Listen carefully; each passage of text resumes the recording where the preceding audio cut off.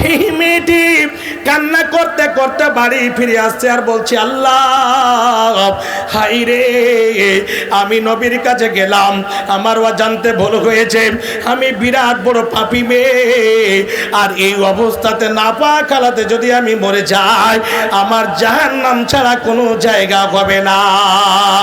কাঁদতে কাঁদতে বাড়ি যাচ্ছেন।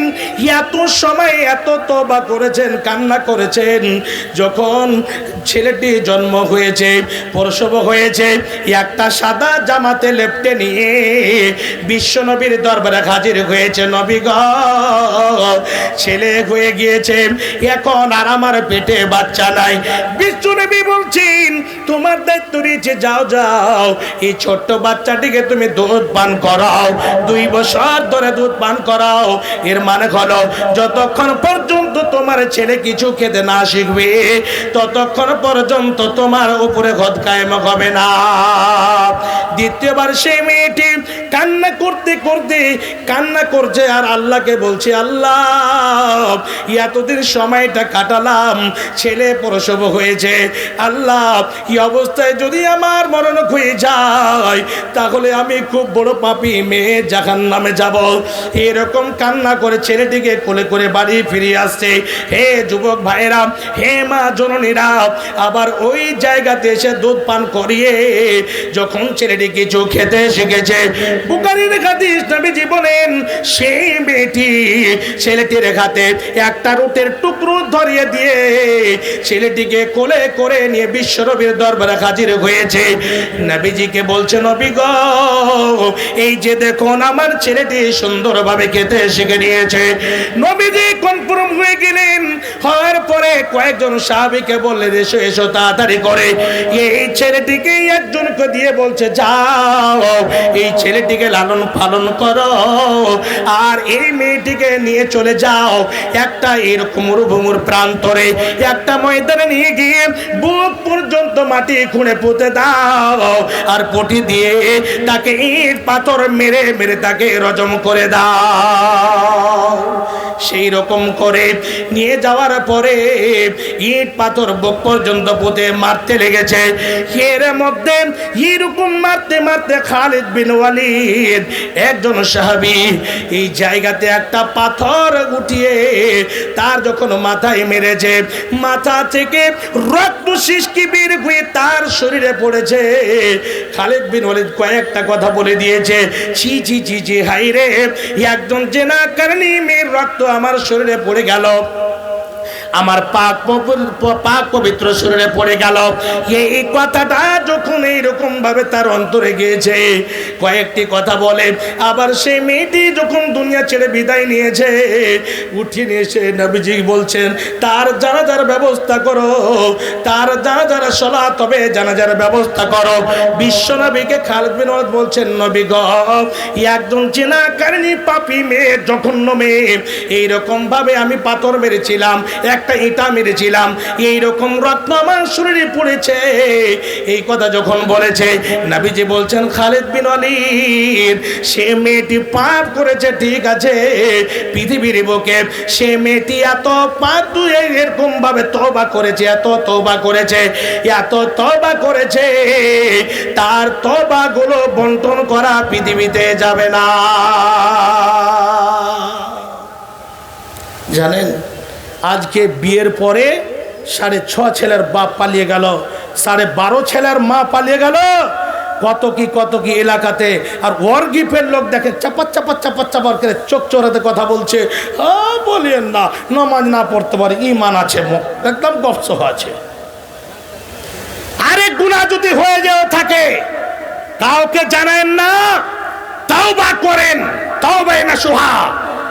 রাত 12টা-1টার সময়, 12টার পরে তৃতীয় অংশতে আল্লাহ ডেকে বলেন, ডেকে সমস্ত পাপী বান্দাদের গুনাহ ক্ষমা নিবি, জি এসো আমার দরবারে, আমি এখন একেবারে তৈরি হয়েছি ক্ষমা করার জন্য, তোমার বাড়িতে খাবার নাই নিবা, এসো, এখন তোমাকে দেওয়ার জন্য তৈরি হয়ে আছি। তৃতীয় লোককে জানাইন না যে আমি পাপ করেছি, আল্লাহ ক্ষমা করে দেবেন। আর যদি জানান, প্রচার হয়ে যাবে, আপনাকে দেখলে বলবে এই যে এই লোকটা এই পাপ করেছিল, এই লোকটা এরকম পাপ করেছিল, একদম ধরা পড়ে যাবে।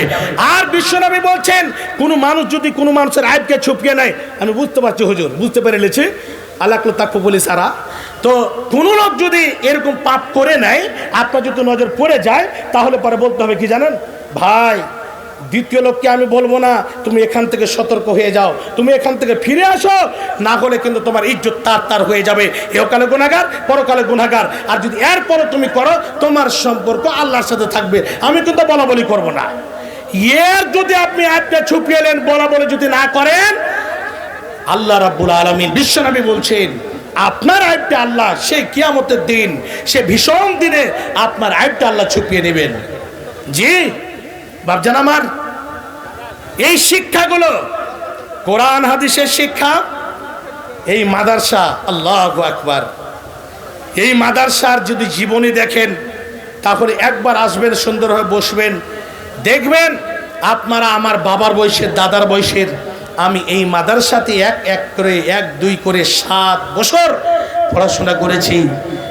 আল্লাহু আকবার, এই মাদ্রাসা খুব পুরাতন মাদ্রাসা, আলহামদুলিল্লাহ, একেবারে সূক্ষ্ম তালিম দেওয়া হয়, ভালো তালিম দেওয়া হয়।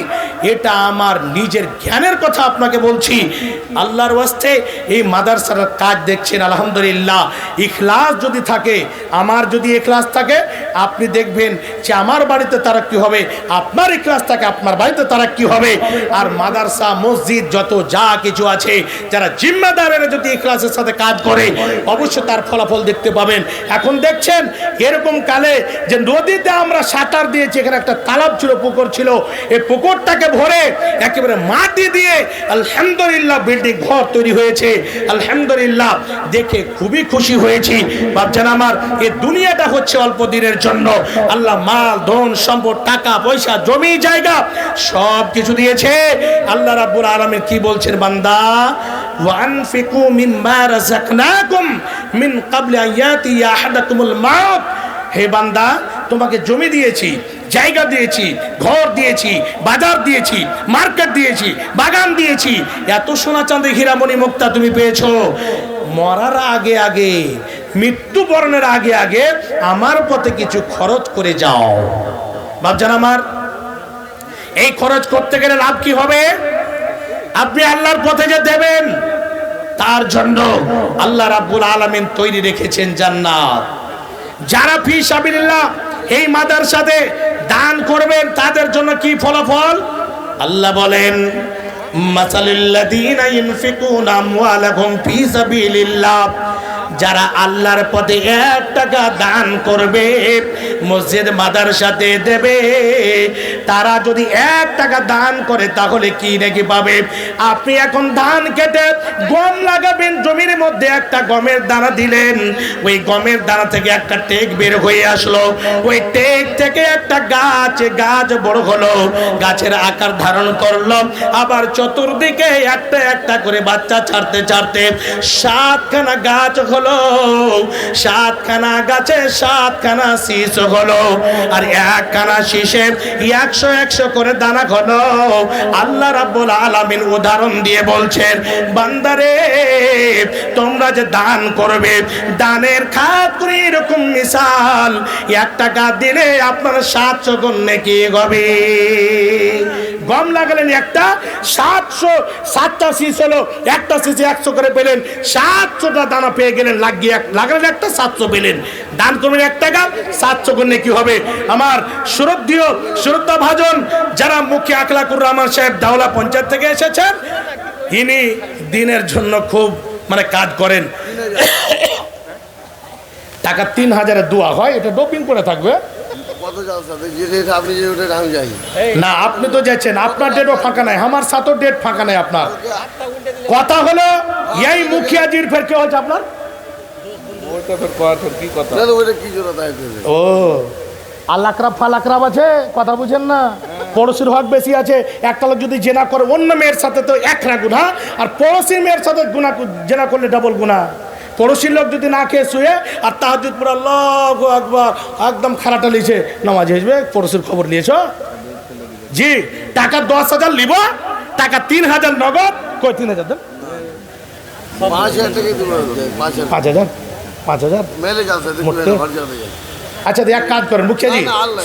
শুনে একটা কথা ছোট ভাইয়ের কথা শুনেন, যে আল্লাহর রাস্তায় সব জায়গাতে দিতে হয়েছে, মুখিয়া আছেন, এমএলএ বানাবো ইনশাল্লাহ, ভালো ইজ্জত মানুষের যেন আপনি খিদমত করার সুযোগ পান।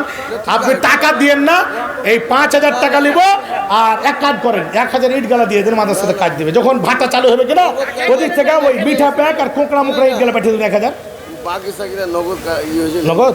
আচ্ছা চলো 5000 লেখেন, ওটি 5000 টাকা হ্যাঁ লেখেন নগদ 5000 লেখেন তো দেখে, ও লিখতে হবে না, ওটা নগদ দিয়ে দেবে, দেন মোবাইলে দিচ্ছি। হাতে দেন। হ্যাঁ মা বোন, আপনাদের প্যান্ডেলে চাদর গিয়েছে, অবশ্যই আপনারা প্রাণ খুলে অন্তর খুলে গরিব মাদার সাথে সাহায্য করবেন অবশ্যই। खाली बोल दिए तो আখতারুল ইমান हमारे जो আক্তারুল ইমান কত টাকা দিয়েছে? 2000 এমএলএ সাহেব 2000 দিয়েছেন আক্তারুল ইমান। শামীম আক্তার রাজা हाँ वो